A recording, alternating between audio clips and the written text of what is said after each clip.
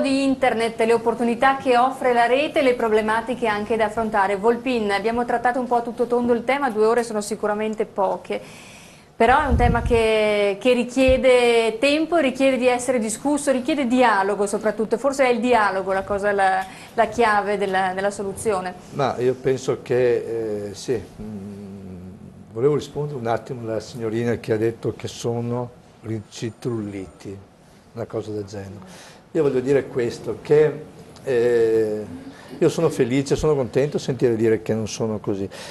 È vero che forse sarà una minoranza quelli che succedono questo tipo di reati. Il problema è che io ne vedo tanti di questo tipo di reati e ne vedo di varie genere. Pertanto il fatto di sentirmi dire anche da queste ragazze determinate frasi, io sono convinto che questa nuova generazione sicuramente è una generazione che ne saprà di più e che sicuramente più di me di sicuro. Però io dico questo, ritorno al concetto basilare, bisogna cominciare a parlarne. Più se ne parla meglio è di questo fenomeno, non serve dire che è brutto e bello, bisogna parlare, bisogna conoscere i rischi, bisogna conoscere quali sono i problemi, conoscere le problematiche, perché quando parlavamo anche di DIASC, per esempio, punto FM, che questa community di cui si fa domande di qualsiasi tipo, è vero che chi fa una domanda poi per rispondere bisogna anche registrarsi, pertanto voglio dire, si lascia un passaggio. Voglio dire anche che determinati reati non restano mai impuniti, lo vediamo con i suicidi e quant'altro, non è che Padova sia esente, tanto per capirci. Quanti sono i casi che affrontate? Lei dice sono numeri importanti, Sì. quanti sono? Adesso non ho la statistica. Possiamo dare un riferimento su Padova o comunque per Io avere adesso un'idea del fenomeno? non ho la statistica sotto mano, sinceramente, però sono molti i reati di violenza, di stalking, sono molti i reati di foto che le ragazze si fanno e si mandano via, si fanno queste foto del loro corpo, se le girano attraverso le classi, sono tantissimi, tantissimi genitori si presentano lì nei nostri uffici a dire che sono disperati per tentare di recuperare queste foto che oggi non sono nel giro nel mondo. Tantissime ragazze più che altro sono costrette a cambiare scuola, a cambiare casa addirittura, a cambiare sport, perché effettivamente si vergognano, perché poi uno di tutti questi problemi è la paura, la vergogna di se stessi, che non sono più in grado di sopportare, perché poi l'estremo fatto, cioè in questo caso di suicidio, si arriva in quale condizione? Proprio il fatto di dire io ho paura, non riesco più a venirne fuori perché nessuno mi aiuta. Io dico un'altra cosa anche, con i genitori i ragazzi parlano molto molto poco, ma veramente molto poco, manca il dialogo tra genitori e figli. Il fatto dei social network, io vorrei sapere quanti genitori lasciano entrare i loro figli attraverso come amica o come amico, ma non con un doppio profilo di falso, come fanno tanti genitori che dicono ma io sono una tua amica, perché poi conoscono i figli ovviamente, no? E riescono ad accettare l'amicizia, la figlia accetta l'amicizia sapendo che può essere un'amica. Ma quanti figli dicono mamma vieni pure dentro nel mio profilo, sei mia amica e vedi cosa faccio? Quanti? Io ne ho trovati molto pochi. E questo è segno evidente di una mancanza di comunicazione e di fiducia tra i genitori e i ragazzi. Vuoi replicare? Prego. No, io capisco che lei vede molti di questi casi, ma perché è il suo lavoro, in fin dei conti, io vi sento di dire che certo questi casi esistono, ma sta nella nostra responsabilità prenderne le distanze e fare le nostre scelte nel modo che ci porti le conseguenze migliori possibili, non le peggiori. Certo. Quanti anni hai? Certo. Io quasi 18, 17. Tieni Certo. presente, qui parlo da mamma. Adesso a 5, 6, 7 anni vanno già in internet i ragazzini. Allora Sì. che capacità tu hai 18 anni, magari anche Sì, questa chiaro. consapevolezza la si acquisisce chiaro. anche prima. Però c'è una fascia di età, Che senza va, entrare, sì, che è assolutamente veramente indifesa. E qui, qui serve la anche famiglia, questi- serve la scuola e le istituzioni. Peraltro io non so neanche la normativa italiana se consenta poi alla polizia postale di perseguire e di muoversi rapidamente come la rete richiede, perché poi internet è un mondo veloce. Non mi ricordo chi l'ha detto, forse il professore, prima all'inizio della sua, ha detto che quando noi ci avviciniamo siamo già vecchi come realtà, perché corre talmente veloce, talmente, cioè che fortunatamente sono i nostri tecnici, sono tutti ingegneri informatici, non certamente io perché ho una cultura sociologica, giuridico-sociologica, che però anche per loro è un aggiornamento continuo, vedi quel forum di Milano ad esempio, proprio perché effettivamente pensi di aver toccato, diciamo, un limite, ora so, sei già vecchio, devi andare avanti, devi informarti, devi cominciare a capire, ma lo stesso vale per noi. Mi viene una domanda immediatamente: internet, sappiamo tutti che un sito io lo posso appoggiare all'estero e poi farlo passare per un server, quindi che non è sotto la giurisdizione italiana. Certo. Come riuscite poi a perseguire un sito che magari mostra delle fotografie di bambini nudi, con delle fotografie assolutamente rivolte a un pubblico di pedofili, ma che magari si appoggia su un server che è all'estero, e voi come riuscite a triangolare in tempi rapidissimi, perché oggi un sito c'è, domani non c'è più? Noi, come in effetti ci sono delle varie normative che ci portano ad identificare determinati siti, no? Esatto, lei ha toccato bene il discorso della pedopornografia, no? Non è che riusciamo, devo dire, riusciamo in maniera continuativa riusciamo a toglierli, io penso questo però, se mi permetta. Ne nascono in maniera continuativa. Se riesco a toglierne uno, due, ho già fatto il mio dovere, sono già contento di averlo fatto, perché ce n'è uno, due in meno, perché li abbiamo oscurati. È chiaro che ne tolgo uno, ne nascono 10, questo è vero, perché è una realtà che, se noi dovessimo parlare proprio di questo tipo di reato, è un reato in crescita, un reato che effettivamente, il reato della pedofilia, come sappiamo tutti, è una specialità della polizia postale e delle comunicazioni, e la pedofilia è un business, c'è niente da fare, e chi è che partecipa a questo tipo di realtà? Soltanto persone che sono identiche tra di loro. Certo, Assessore. No, ho detto una cosa forte, ma tanto penso che il microfono sia aperto. Per alcuni reati, quello della pornografia, io sono a favore della pena di morte. Cioè, per me non esiste... No, l'ho detto io, infatti, l'ho detto sottovoce al professore, perché gli strumenti anche di recupero non esistono. Se stanno in aumento c'è un vizio pazzesco, è una tendenza c'è una sessuale, malattia, c'è il vizio, c'è la degenerazione, c'è sicuramente un dato che sta aumentando in maniera pesante, e violare un bambino è una cosa inaccettabile.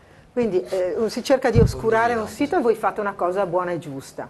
Il problema è che non si riesce a trovare il responsabile. Il problema è che poi vi è tanta irresponsabilità, silenzio, omertà, nascondimento attraverso la rete su queste cose, e questo è agghiacciante. Io vorrei fare un passo ancora più piccolo, Assessore, e poi non parlo, è un passo più piccolo. Io penso, rispondendo, cioè pensando alla sua affermazione adesso, io penso agli abusi sessuali, fatti all'interno della famiglia. Guardi, io che ho un'idea ben chiara di come avvengono, lo posso garantire. E quando vedo che la mamma sa di quello che succede e tace, di che cosa vogliamo parlare ancora? E questa è la cosa brutta, Assessore, che allora noi dobbiamo per forza intervenire. Ecco perché io dico sempre, e non mi stancherò mai di dirlo, bisogna fare informazioni, bisogna dirlo, bisogna dire anche accettare tante volte se i ragazzi ci dicono qualche cosa, non importa, ecco perché io dico ascoltiamoli e stiamo attenti a quello che dicono i ragazzi, perché noi tante volte non li ascoltiamo attentamente. Io ricordo una frase, guardi, lo dico sempre, in ogni incontro che vado, guarda, me la lasci dire perché è importante. Mi è capitato una volta di dire a dei ragazzi, che cosa volete voi dai vostri genitori? In uno dei tantissimi incontri che faccio. Al di là delle frasi, diciamo così, vorrei questo, vorrei quello, mi sono rimasti impresso 3 ragazzi. E io li ho guardati e ho detto, secondo voi cosa vorreste dai vostri genitori? Mi hanno guardato e con quella loro faccia di bambini di 13 anni stiamo parlando, ho detto, vorrei che i nostri genitori ci ascoltassero di più. Guarda che è terrificante questa cosa. Io quando li ho sentiti, mi sono fermato e li ho guardati, Perché io oggi, quando mio figlio mi dice papà ti devo dire una cosa a 10 anni, io lo ascolto, in funzione a queste frasi che ho avuto da questi ragazzi di 13 anni, non lo potrò mai, mai, mai dimenticare. Io vorrei sapere cosa pensano i ragazzi di quello che ha detto il dottor Volpin. Mi dici come ti chiami? Prego. Beatrice. Beh, penso che ha perfettamente ragione, in quanto noi ragazzi spesso siamo disinvolti e spesso non ci accorgiamo di quello che facciamo. Penso inoltre che i genitori dovrebbero ascoltarci molto di più, anche se spesso ci ritengono incapaci di dire ciò che è la realtà e siccome ci ritengono troppo piccoli pensano che non siamo capaci di dire veramente quello che pensiamo e ci sottovalutano, mentre penso che dovrebbero ascoltarci molto di più. Un insegnante, prego. Sì, beh, io aggiungo che in realtà i genitori, così come anche i docenti, dovrebbero essere in grado di ascoltare questi ragazzi anche quando non parlano. Questo è il problema dell'Amanda, della storia che abbiamo visto prima. Quindi quando lei ci chiedeva prima, ma dietro tutto questo ci sono delle responsabilità, io credo che ci siano delle responsabilità enormi, perché non si può rimandare alla rete la funzione di educatore. La funzione di educatore delle famiglie... O alla televisione. Esatto, Mi permetto di aggiungere io. Ha perfettamente ragione, e soprattutto dei docenti. Ecco perché noi anche come sindacato ci battiamo tanto per la qualificazione dei docenti, perché ripeto, il docente, il genitore non deve aspettare che il ragazzo gli chieda insomma, di essere ascoltato, che gli faccia vedere il suo profilo Facebook, perché i ragazzini hanno sempre avuto il diario segreto che poteva essere una volta, adesso hanno ovviamente la pagina segreta, però bisogna che veramente ci siano accanto a questi ragazzi figure qualificate, professionali, che abbiano la capacità di seguirli, di ascoltarli anche nei loro silenzi.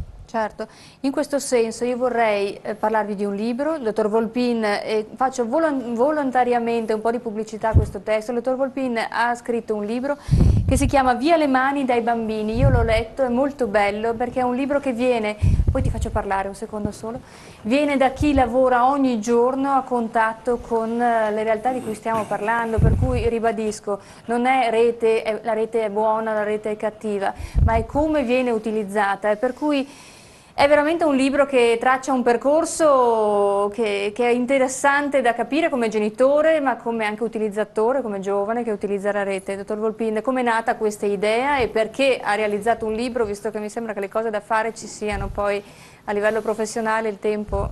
Sì, questo libro è nato ha detto bene, da un'esigenza di rendermi conto quando parlavo di bambini.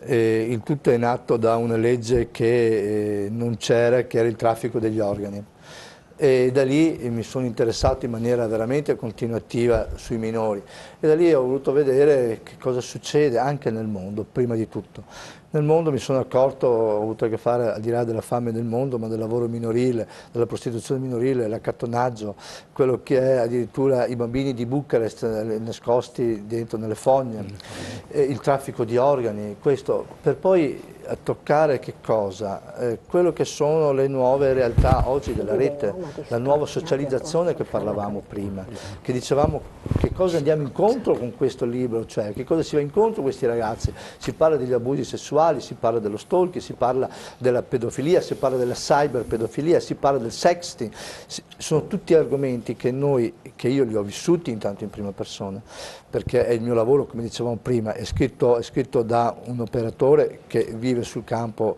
È chiaro che questo lavoro è stato fatto insieme a Tania Masiello, è stato fatto insieme con Roberto Vitali, che ha anche lui portato avanti questa iniziativa. La cosa che voglio precisare è che hanno creduto in questo lavoro, ha creduto molto Roberto Vitali, ha creduto principalmente lui in questo caso, insieme con Tania Masiello, hanno creduto, tanto è vero che l'editore poi ha portato in piedi questa realtà per dire di farla, tant'è vero che abbiamo deciso che tutti i proventi dell'autore vanno in beneficenza.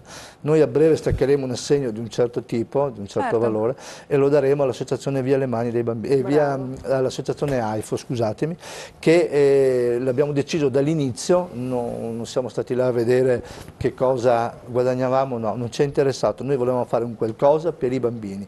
Un progetto che abbiamo creduto, lo troveremo, a parte poi lo dirà Vitali, la situazione di come poi verrà trovato, ma ci sarà una presentazione sabato prossimo che poi ne parlerà lui anche della distribuzione. Certo. Abbiamo chiesto anche lunedì, cioè sabato prossimo alle ore 17 c'è questa presentazione, abbiamo detto, dopodiché abbiamo un'altra presentazione in corso col Comune di Padova che stiamo già programmando proprio perché dare massima visibilità a un libro di questo tipo che è importante. Lo voglio ricordare che è stato fatto da un operatore di polizia che vive all'interno di queste realtà e tutti i proventi vanno in beneficenza. Voglio ricordarlo, che non è una situazione economica di lucro o qualcosa. Assolutamente, ed è per questo che ne parliamo, è importante parlare di questi fenomeni. Matteo, giusto? Tommaso, ho sbagliato, volevi intervenire, prego. Sì. Io adesso ho ascoltato varie opinioni da parte di studenti, professori, assessori e quello che penso io è che il vero problema, o non si può neanche definire problema, ma il vero segnale d'allarme è stata la comunicazione. Noi viviamo nell'era di internet. I fatti che accadono in internet al giorno d'oggi vengono spediti a tutto il mondo e questo permette di essere recepito da tutti e essere motivo di discussione. Io penso che i fatti che accadono in questi giorni accadessero anche una volta quando internet non esisteva. Sì, è vero. Gli abusi penso che siano sempre avvenuti. Certo, magari non ne abbiamo mai sentito parlare, ma perché? Perché una volta non si aveva internet, come si poteva... Il problema sai qual è? Il problema è che una volta, giustamente come dici te, si poteva abusare di un solo bambino. Oggi con la rete ne abusiamo 10 contemporaneamente. È molto più facile, certo. Sono d'accordo. Non dico abusare, scusate, adescare, che è la parola più esatta. Il fatto di adescare dei bambini attraverso la rete, in questo momento, prima adescavamo un solo bambino, no? Perché avevamo varie tecniche. La rete ci porta in maniera continuativa e in maniera più larga di poter adescare più bambini contemporaneamente. Infatti, ma...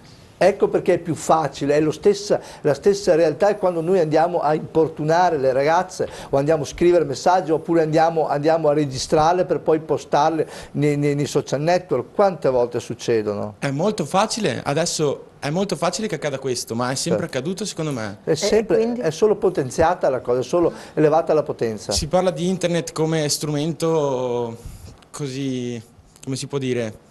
Che sia tutta colpa di microfono vicino alla bocca. Che sia tutta colpa di internet. No, abbiamo detto no, non abbiamo, guarda, sì, no, mi permetti, detto questo. credo che abbiamo proprio convenuto che si tratta di uno strumento. Sì, sì, no? ma quindi non è né buono né cattivo per definizione, certo. Credo che questo sia emerso. La maggior parte delle persone pensa che internet sia il problema. No. È l'uso di internet che è il problema, come viene usato internet. Questo è il problema fondamentale, altrimenti... Puoi passare il microfono? Prego, professor Casa, stava dicendo, intanto passi il microfono alla tua coetanea, diceva. È come viene usata la nuova tecnica di comunicazione, ma soprattutto che non si ha sufficiente percezione dei danni che si vanno a fare, cioè l'effetto di internet è sottovalutato, ma da chi? Soprattutto dai ragazzi che entrano in internet come una cosa naturale. Noi entriamo in internet e abbiamo già un bagaglio di limitazioni, autolimitazioni, di morali che noi poi proiettiamo dentro la rete, ma diversamente è un ragazzino di 10 anni che non è preparato alla vita. E giustamente come diceva la vostra compagna, io l'ho a disposizione, sta a me decidere. Ma quando ho imparato a decidere su che cosa? Perché è la stessa cosa che io metto a disposizione di un ragazzino dei farmaci che sono negativi, quindi droga piuttosto che farmaci che non vanno bene. Allora c'è scritto sul sul pacchetto, sulla confezione, tenere lontano dai bambini. È la stessa cosa. Allora non stiamo demonizzando la rete, abbiamo consapevolezza che manca una cultura e una preparazione per creare delle generazioni che siano sufficientemente coscienti di quello che stanno facendo. Perché non lo fanno solo nei confronti di se stesso, ma anche nei confronti degli altri. Quindi tecnologie nuove corrisponde a nuove consapevolezze e nuove coscienze. Ho fatto un esempio che ormai stiamo vivendo tutti i giorni, quella del libro, quindi il Gutenberg, perché lo possiamo vedere a una certa distanza e ne vediamo la prospettiva, cosa che non riusciamo ancora a vedere su internet. E cioè la facoltà dei libri, a quando sono usciti, di creare uno scompiglio nel mondo dell'epoca.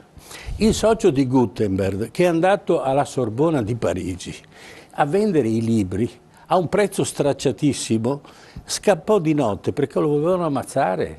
Andava ad inquinare, andava a distruggere un mercato degli amanuensi che avevano visto nel libro la loro fine. E il perdere il mondo degli amanuensi fu una grossa perdita, ma fu un grande guadagno per altri aspetti e nacque la censura a quell'epoca, proprio perché i libri non erano più, l'amanuense era il censore, non era solo quello che scriveva.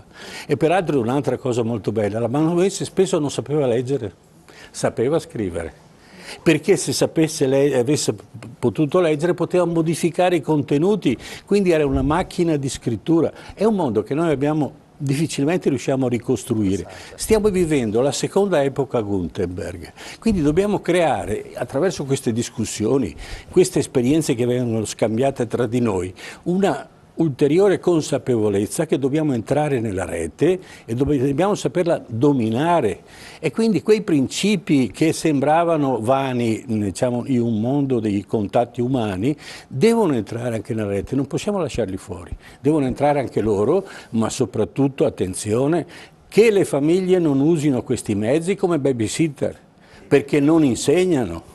Sono dei mezzi essenziali, ma spesso è come un coltello a doppio filo, quindi mi posso tagliare anche dall'altra parte. Certo. Prego, lì in alto, se postate il microfono, sentiamo...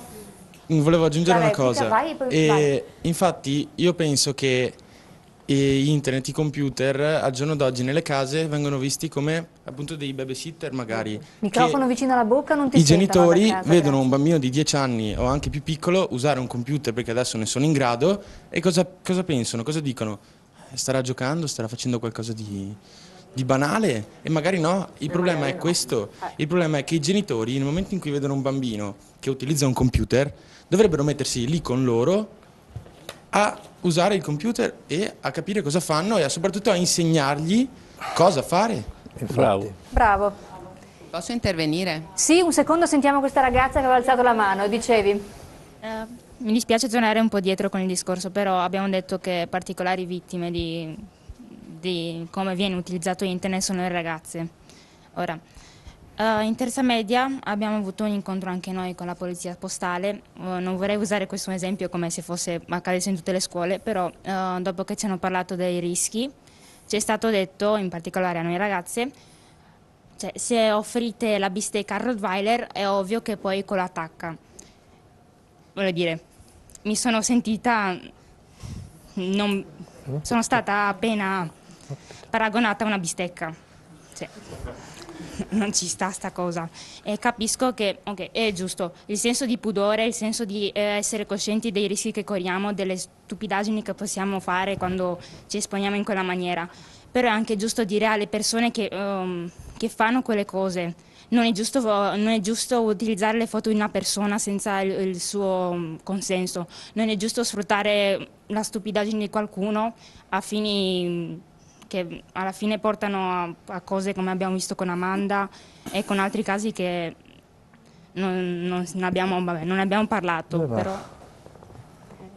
Vuoi intervenire anche tu? Prego. No, microfono però. No. Grazie dell'intervento, scusami. Prego. Niente, no, io volevo dire semplicemente che secondo me il problema delle nuove generazioni che non sanno sfruttare al meglio i nuovi dispositivi e strumenti che vengono messi loro a disposizione è anche il fatto del tempo innanzitutto che manca ai genitori e lo smarrimento della figura dell'educatore. A me capita spesso anche facendo esperienza come animatore di vedere bambini che credono di sapere cosa nasconde lo strumento, perché i loro genitori fanno credere questo, nel senso che i genitori si abbandonano troppo nella speranza che il loro figlio possa aiutarli in questa cosa, invece dovrebbero recuperare un po' le redini, diciamo, della situazione e risultare come la figura della persona che è in grado di educare, di mettere nella giusta strada una persona. Invece secondo me, anche vedendo, si sta smarrendo sempre di più. Cioè, non c'è più la figura che va rispettata, che va ascoltata, del consiglio da seguire. Alessandra Brunetti, sì. Assessore al sociale, direi calzante. Alla scuola. Sì, no, io volevo solo dire che sicuramente internet e i nuovi mezzi di comunicazione hanno offerto e offrono grandissime opportunità. Questo moltiplica anche la complessità. Di fronte a queste nuove complessità tutti noi dobbiamo giocare anche ruoli nuovi, ruoli diversi. Ecco, allora parlo come ente locale, l'ente locale da solo non ce la può fare, quindi come non ce la possono fare questura e prefettura da soli, quindi la sinergia tra istituzioni, la sinergia tra l'ente locale e la regione, perché entrambi abbiamo bisogno sicuramente, e poi rafforzare tutte le agenzie educative, quindi la scuola, quindi se vogliamo anche l'ente locale, le parrocchie, eccetera, eccetera. Però la prima agenzia educativa, non dobbiamo dimenticarlo, è la famiglia. In questo momento la famiglia, e mi riallaccio alle parole dell'assessore, è sicuramente un po' più fragile. Ecco, tutti noi dobbiamo recuperarla, recuperare la dimensione della famiglia, ma recuperare anche proprio la famiglia in sé, quindi proteggerla, valorizzarla, affiancarla lì dove è possibile, perché le sfide e i tempi sono estremamente complessi. La famiglia in Italia è la prima agenzia educativa, è il primo ammortizzatore sociale, stiamo chiedendo moltissimo alla famiglia che ogni giorno dà tanto.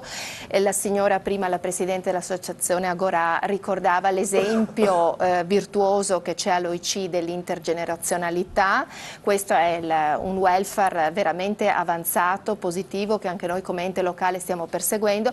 In questo momento la famiglia dobbiamo proteggerla, non solo a parole, ma anche come politiche e come politiche attive. Assessore Donazzan, sinergia quindi tra realtà, sia chi lavora ed è operativo sul territorio, ma le istituzioni a tutela della famiglia. È una scelta questa, no? È una scelta politica ben chiara, una scelta di priorità. Io condivido quanto detto dall'assessore sociale, peraltro i comuni hanno veramente una funzione di sportello primo, però quello che mi ha colpito è che tanti ragazzi hanno chiesto di avere genitori. E guardate che ultimamente avevamo genitori amici, genitori che facevano la famiglia, che è il vero motore più complesso di una comunità, è stata veramente messa in discussione, è stata veramente messa in difficoltà, e quindi non c'è una responsabilità, in questo caso una responsabilità d'altri, è un problema che abbiamo tutti identificato come essere l'emergenza, e quindi deve essere la priorità delle scelte politiche. Questa è la conseguenzialità che poi spetta al decisore politico. Certo. Un insegnante, prego, l'ho fatta attendere, mi perdoni, allora, che siete tanti, prego. Il mio intervento è un intervento da insegnante, sono insegnante del liceo Curiel, sono qui insieme ai miei ragazzi e vorrei portare il punto di vista dell'insegnante, cioè dell'educatore. Le forze dell'ordine oggi sono preoccupate perché aumentano in maniera esponenziale i reati collegati all'uso di internet, ed è una preoccupazione giustificata. Si pongono l'obiettivo, le forze dell'ordine, di reprimere evidentemente questo fenomeno, di fermare i reati, di comminare le giuste pene e di prevenire dove è possibile. Questo è il loro compito. Non mi sembra che questa sia la sede poi per discutere eventualmente di quali pene debbano essere comminate a quali reati.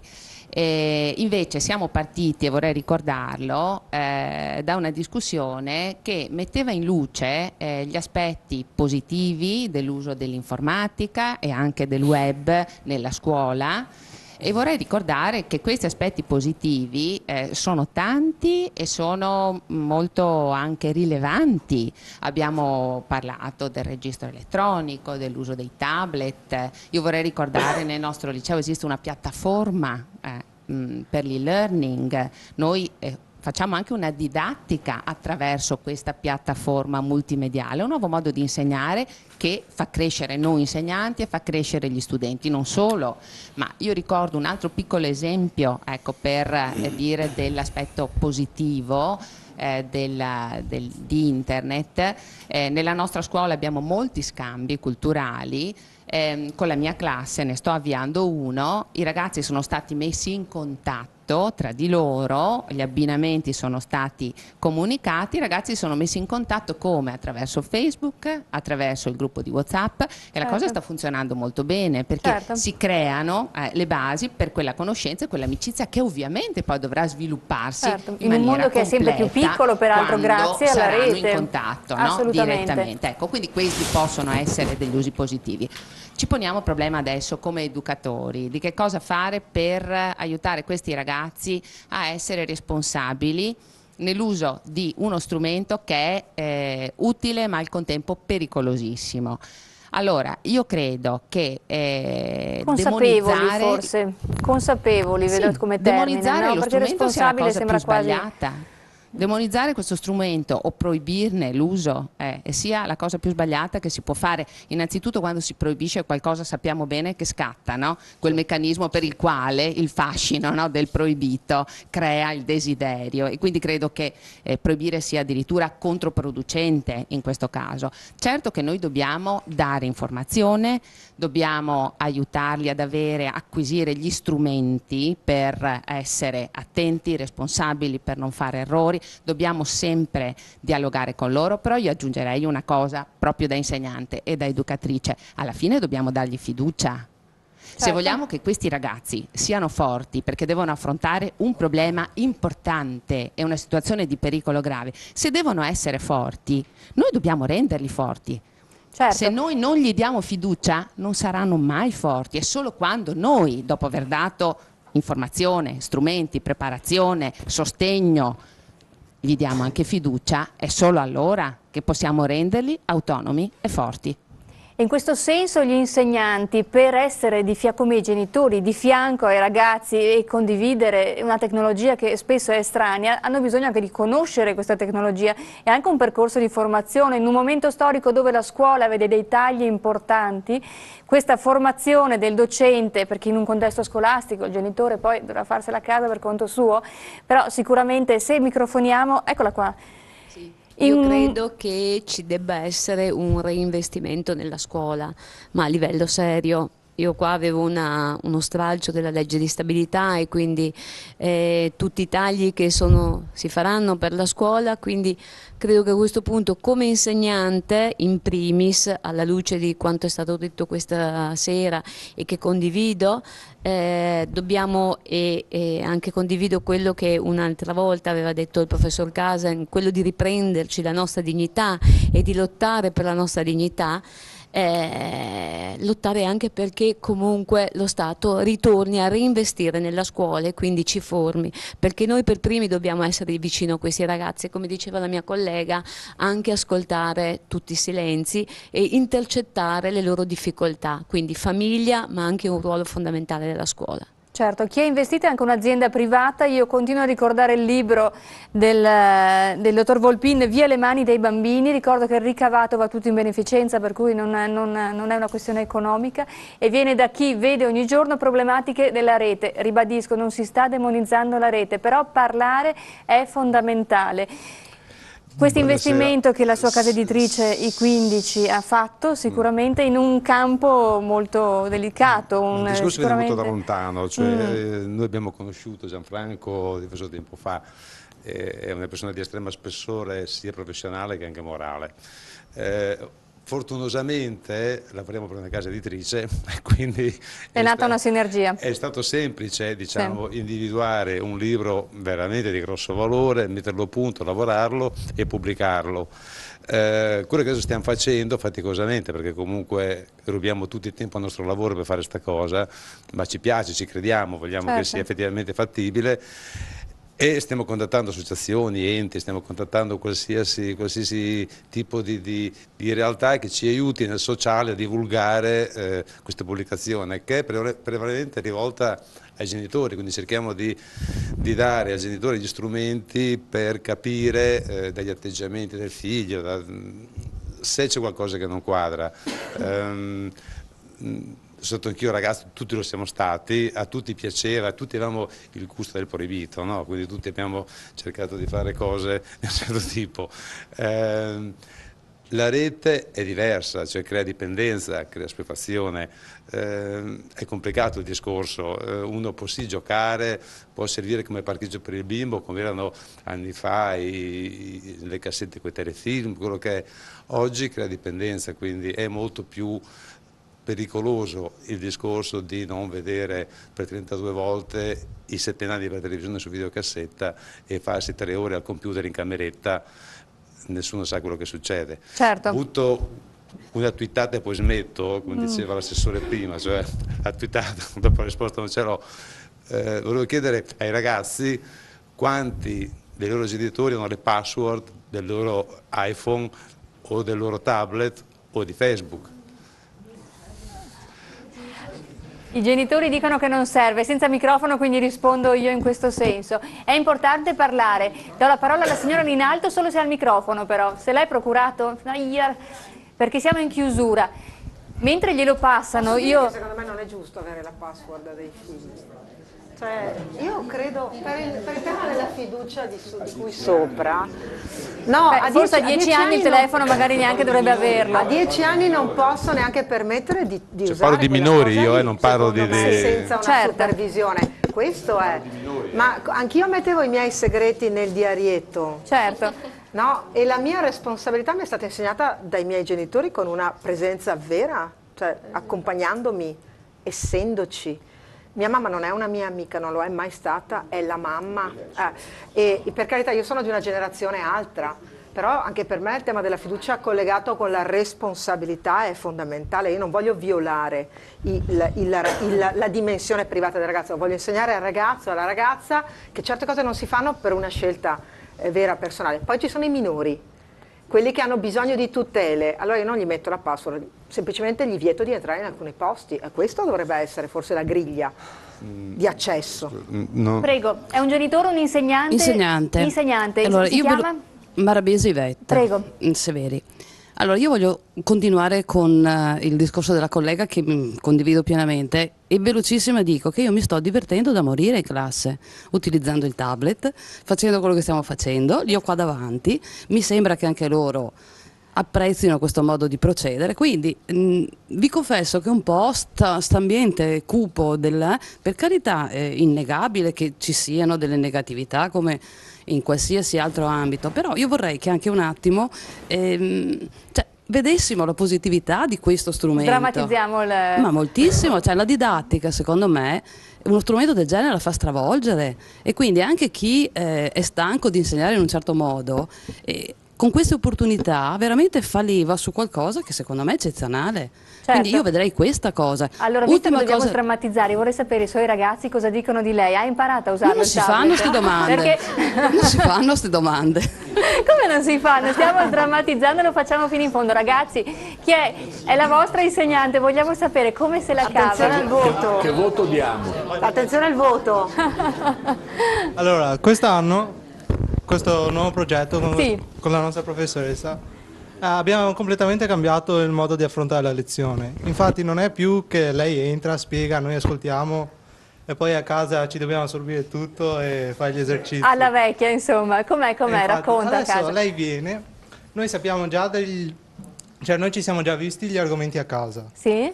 E poi ci confrontiamo per vedere se li abbiamo presi nel modo corretto con la prof in classe.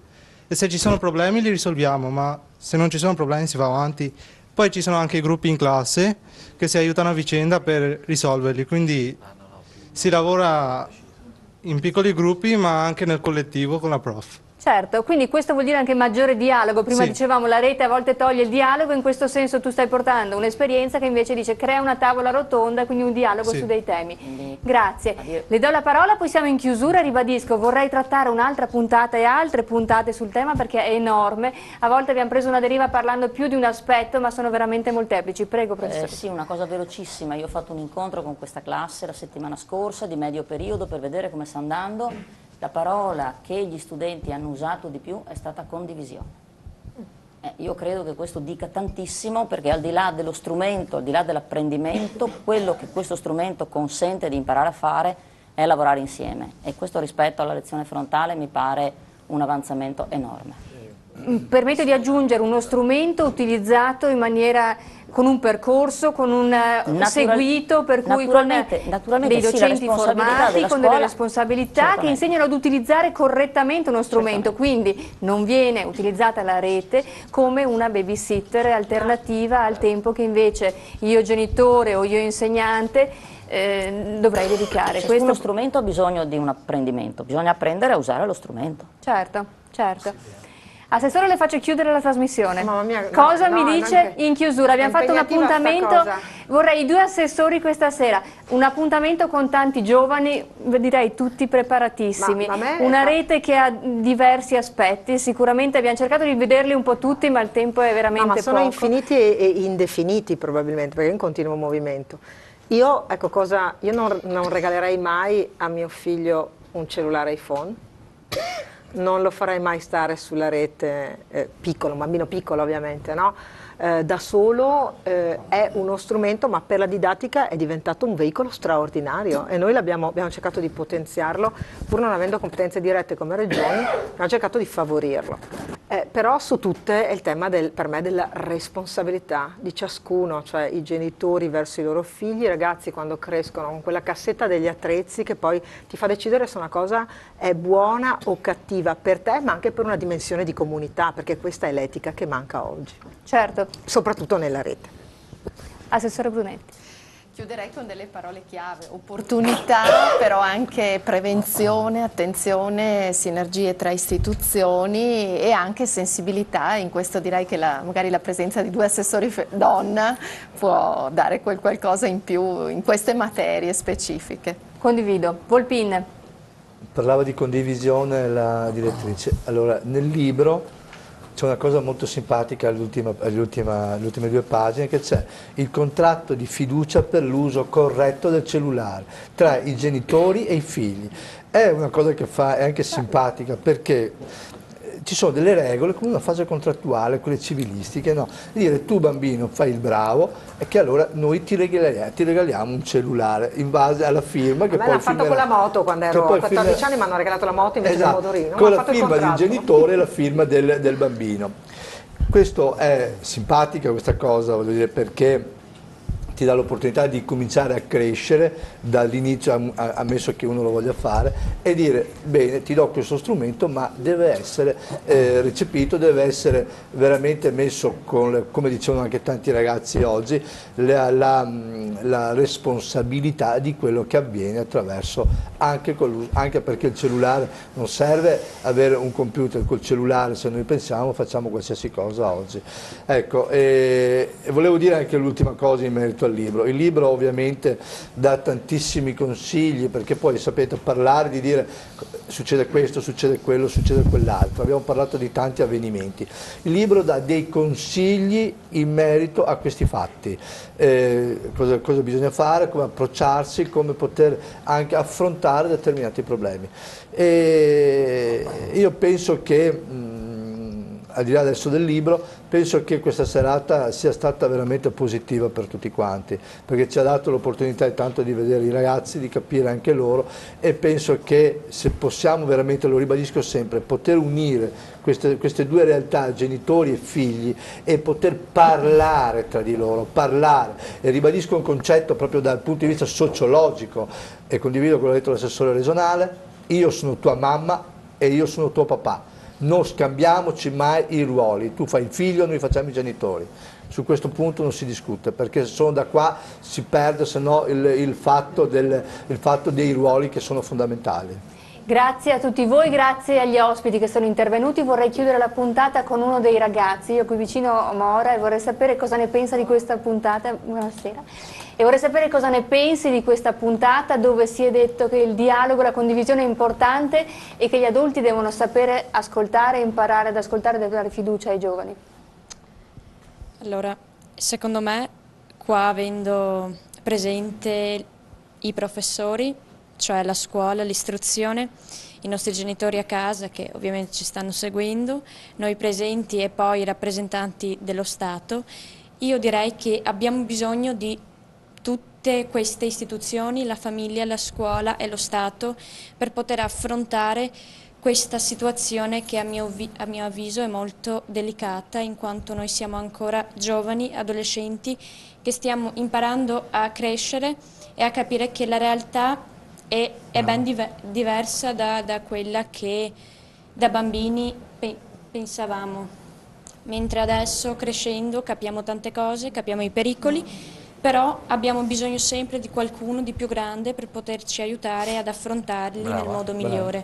E qua penso che avendo vicino, come ho già detto, non vorrei ripetere, tante persone adulte che capiscono meglio la situazione, sia fondamentale per noi di essere assistiti in questo percorso verso la crescita, verso l'età adulta. Grazie, grazie ragazzi, a tutti quelli che sono intervenuti con noi questa sera. Noi faremo degli altri appuntamenti perché il tema è enorme, per cui ricordo chi vuole intervenire ci può chiamare lo 049 807 7755. Vi faremo sapere quando sono i prossimi appuntamenti, continueremo a parlare di internet ma parleremo di scuola e di famiglia. Grazie e continuate a seguirci.